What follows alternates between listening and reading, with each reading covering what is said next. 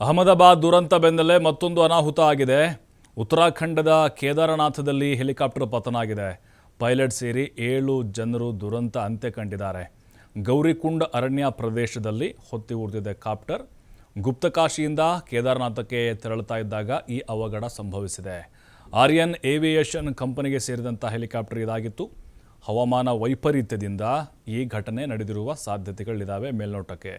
ಮೃತರೆಲ್ಲರೂ ಕೂಡ ಗುಜರಾತ್, ಉತ್ತರ ಪ್ರದೇಶ, ಮಹಾರಾಷ್ಟ್ರ, ಉತ್ತರಾಖಂಡ ಮೂಲದವರು ಅಂತ ಗೊತ್ತಾಗ್ತಾ ಇದೆ.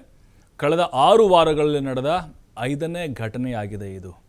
ನೋಡಿ, ಅಹಮದಾಬಾದ್ ದುರಂತ ಬೆನ್ನಲ್ಲೇ ಮತ್ತೊಂದು ದೊಡ್ಡ ಅವಘಡ ಇದು. 7 ಜನ ಇದ್ದರು ಹೆಲಿಕಾಪ್ಟರ್ನಲ್ಲಿ, ಎಲ್ಲರೂ ಸತ್ತೋಗಿದ್ದಾರೆ. ಪೈಲಟ್ ಇದ್ದಾರಲ್ಲ, ಅವ್ರು ಭಾಳ ಎಕ್ಸ್ಪೀರಿಯನ್ಸ್ ಪೈಲಟ್ ಆಗಿದ್ದರು.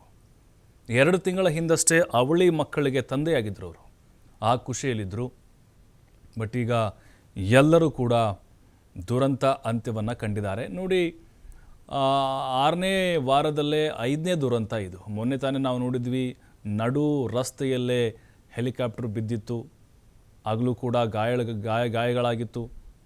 ಹವಾಮಾನ ವೈಪರೀತ್ಯವೇ ಅಲ್ಲಿ ಮೂಲ ಕಾರಣ ಆಗುತ್ತಾ ಇದೆ. ಅದರಲ್ಲೂ ರಕ್ಷಣಾ ಕಾರ್ಯಾಚರಣೆ ಅಂತೂ ಕೂಡ ಬಹಳ ರಿಸ್ಕ್ ಆಗಿರುವಂಥ ಕೆಲಸ ನೋಡ್ತಾ ಇದ್ದೀವಲ್ವ. ಬೆಟ್ಟ ಗುಡ್ಡಗಳ ಮಧ್ಯೆ ತಪ್ಪಲಿನಲ್ಲಿ, ಖಂದಕದಲ್ಲಿ ಹೆಲಿಕಾಪ್ಟರ್ಗಳು ಪತನ ಆಗ್ತಾ ಇದ್ದಾವೆ. ಹಾಗಾಗಿ ರೆಸ್ಕ್ಯೂ ಕಾರ್ಯ ಕೂಡ ಈ ಸಂದರ್ಭದಲ್ಲಿ ಸ್ವಲ್ಪ ರಿಸ್ಕ್ ಆಯಿತು. ಈಗ ಎಲ್ಲ ಮೃತದೇಹಗಳನ್ನು ಕೂಡ ಹೊರ ತೆಗೆಯಲಾಗಿದೆ. 7 ಜನ ಇದ್ದರು, ಅದರಲ್ಲಿ 10 ವರ್ಷದ ಮಗು ಕೂಡ ಇತ್ತು. ಒಬ್ಬ ಪೈಲಟು, ಇನ್ನುಳಿದಂತೆ 6 ಜನ ಎಲ್ಲರೂ ಭಕ್ತರಾಗಿದ್ದರು. ಕೇದಾರನಾಥಕ್ಕೆ ಹೋಗ್ತಾ ಇದ್ರು ಅವರು. ಶಿವನ ದರ್ಶನವನ್ನು ಮಾಡಬೇಕು ಅಂಥೇಳಿ.